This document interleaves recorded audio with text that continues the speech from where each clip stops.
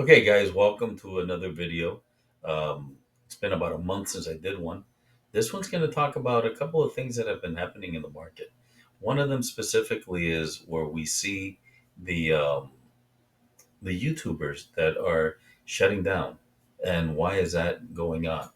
Um, it's because I think the industry has changed, and because of it, along with it, has affected some of the people that used to be in the bandwagon. Also, just another update on comic books and the current state of the market. See you in a minute. Won't you please let me go? These words lie inside, they hurt me so. I'm not the kind that likes to tell you just what I want I want to talk about. First thing is that original art is really driving the market crazy right now.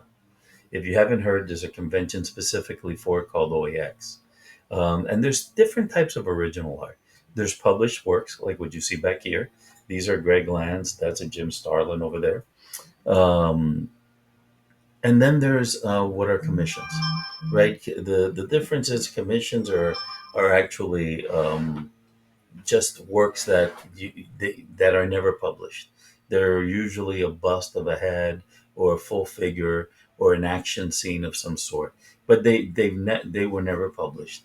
So because of it, it doesn't have the same value, I think, and the staying power that published work does. Besides that, published work right now is getting challenged with AI. There's a lot of buzz around the fact that you can create artwork with AI. As a matter of fact, um, I've created some of that artwork. I was going to put it on the screen, but it's not easily displayed on the screen. So I'm going to not do that. But you can go in and there's a thing called Da Vinci, I believe it's called. And you can ask Da Vinci to make a drawing and you can tell it whatever you want. I don't even think it has copyright. I think you can go in there and tell them Spider Man, and it'll draw it. You know, you tell them Spider Man swinging between buildings, and it'll give you a picture of it. So because of it, the deadline to creating comics will accelerate with publishers using it, but it'll also hurt the fact that artists will no longer be hired to do this kind of work. And when they are hired, they're going to be hired for specific editions or special events, things of that nature. And that's likely not coming anytime soon like that, but it's beginning to encroach on the market. And I've been hearing a lot about that kind of new wave hitting the comic book industry over the next 2, 3, 4 years. So what I can tell you is, if you can get a hold of original art, I would. I would not go after commissions. Think of commissions, in my opinion. Commissions are similar to variants, right? They're not necessarily like variants to me are comics that people buy because they think they're going to be rarer. But the reality is, anybody who buys a variant immediately puts it in a case and immediately seals it up, never reads it, and what happens is it becomes basically a cover that's a 9.8. So every single comic ends up being a 9.8. And when you have that situation, you really don't have a lot of value.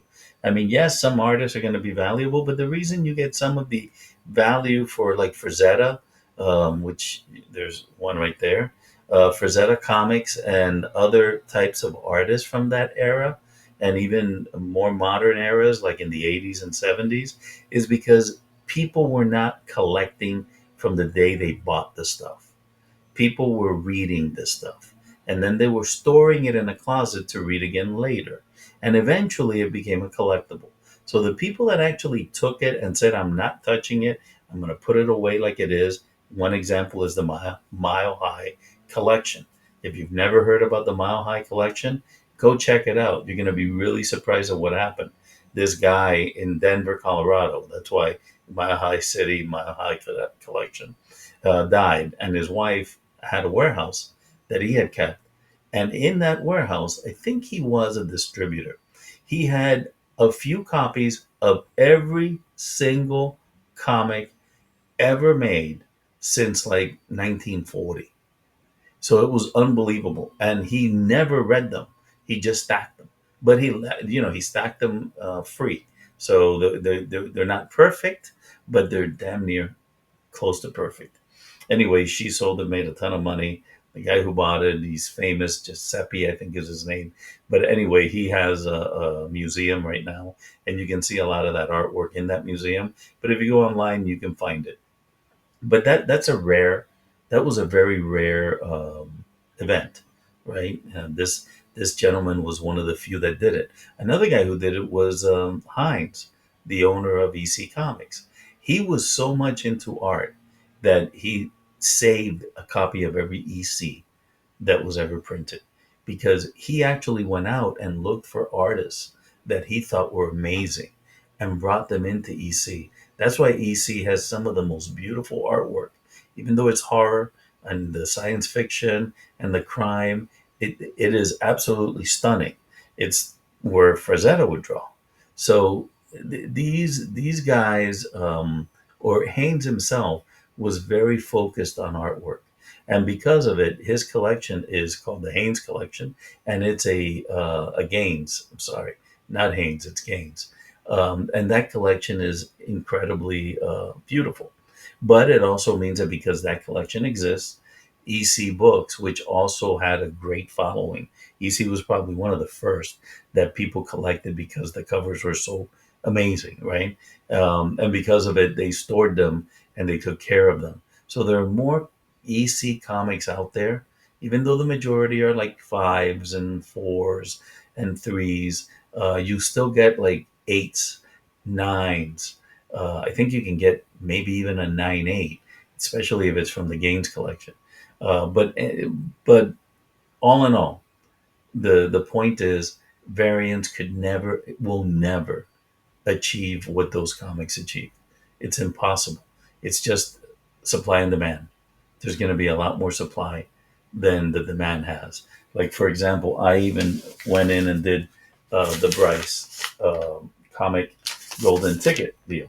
And I got a bunch of variants in there. And they're actually supposed to be pretty hot. I'm selling them. They're on eBay already. They've been posted. I'm trying to get rid of them because I'm not into that. I'm sure that there are some people that are, and I don't blame anyone for being a fan of variants. Excuse me for a minute. Sorry about that. But again, I think that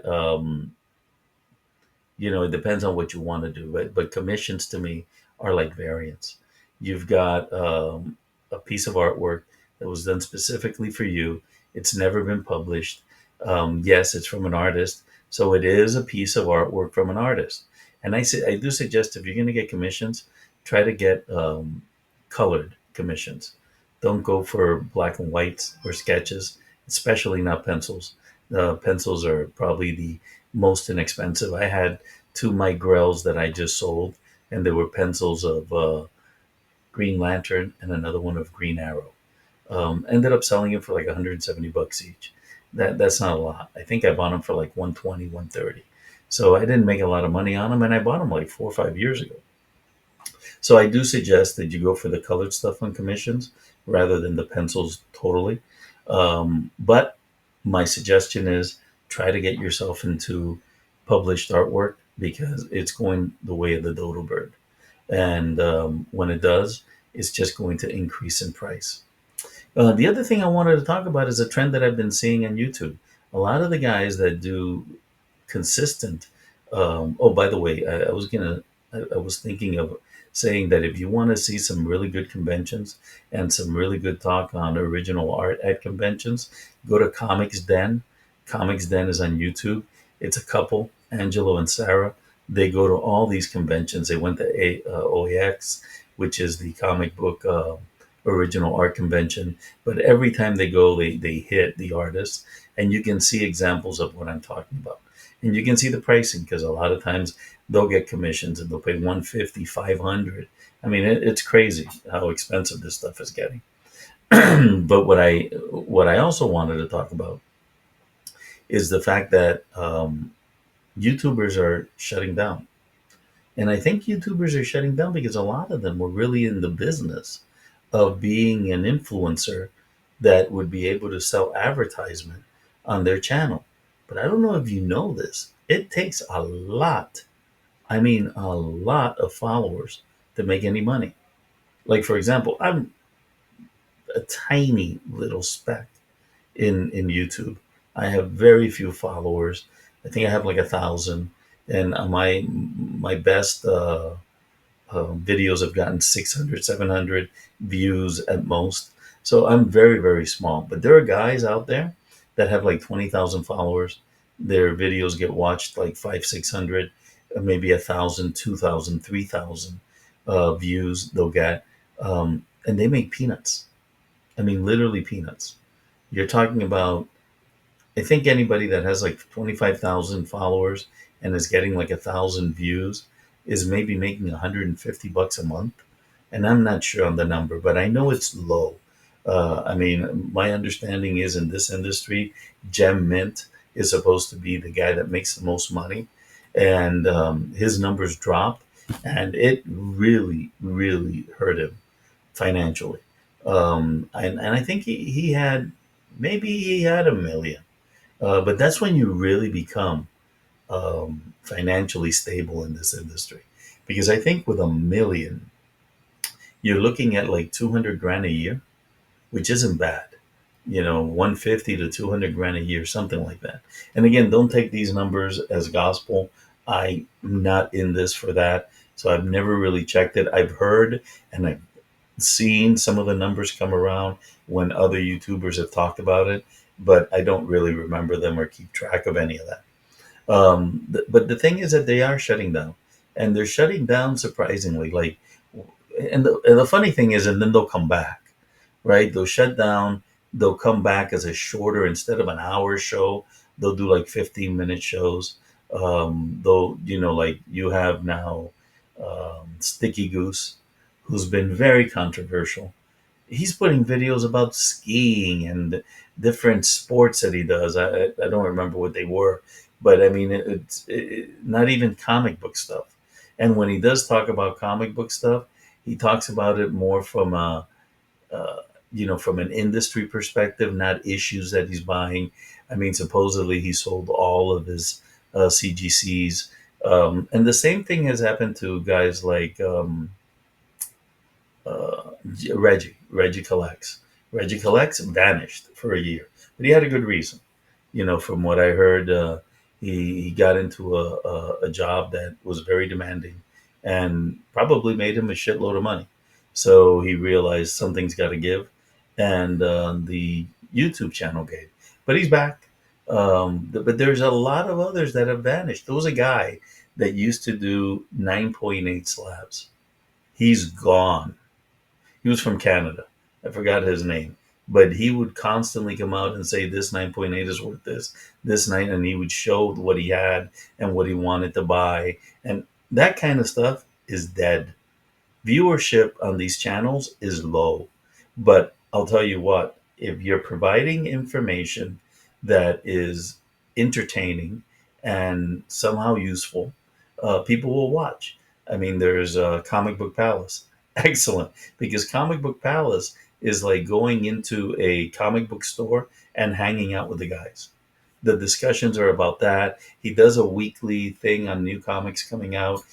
Glenn, which is the owner, is a really, really good example of a comic book nerd that grew up in this industry, lives in this industry, and breathes it every day. And he's got a bunch of friends that show up and they talk about comics, they talk about artists, they talk about trends. So it's an interesting thing to just sit back and watch.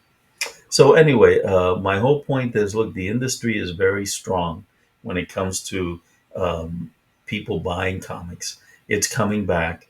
Recently, when I did my last show, I had some people write me and say, "How can you say that the industry is strong? Everyone's losing money." What I meant is, it's not stronger than it was during the comic boom. If you bought comics during the comic boom, you're in for a lot of pain.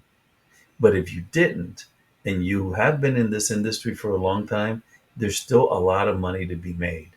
And if you've been buying right now, there's a lot of money to be made in the next 4 or 5 years because this market has crashed, but it's coming back. If you look at the trends, the books are actually going up from the crash, but they did crash. So I mean, guys, this is just my 2 cents on what I see in the industry. Don't take this as investment advice, but that's what I'm doing. I'm looking at what's going on now. I have friends of mine that call me all the time, and they're like, "You got to go into, the different sites. I forget them. Um, besides eBay. That's the one I mostly use. But they tell me you won't believe what this is selling for or that is selling for. And the prices are really, really reasonable, especially on raw books. And this is the last thing I want to talk about. The idea that CGC cased books or slab books in general are not worth as much as raw books. Never. Never going to happen. Because a slabbed book is a raw book in a slab. So there's no reason why slab books are going to ever cost less than raw books. So anyway, guys, I hope this was entertaining, and hope to see you soon. Again, Alex, sub me, give me a like, share with your friends. Like to see the channel grow and just have a bigger community. And eventually, I will do open talks with the community. I just right now, this is the only time I have available. So every now and then, I come in here and just give you my 2 cents. And I just like sharing about comics and the whole industry. I've been doing this my entire life. All right, guys. Bye. Built to no more. I cannot find it hard to say what I need to say, but I'm quite sure that you'll tell me just how I should feel today.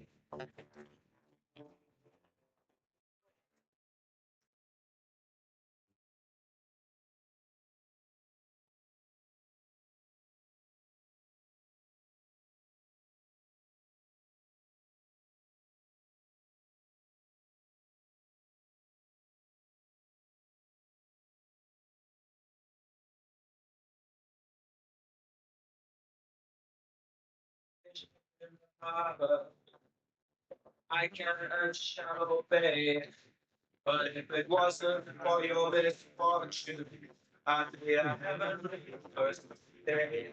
And I thought I was mistaken, and I thought I heard you speak. Tell me how do I feel now?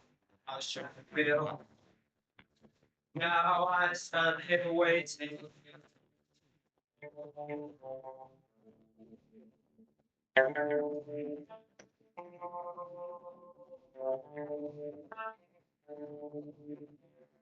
Thought I told you to leave me, but I walked down to the beach.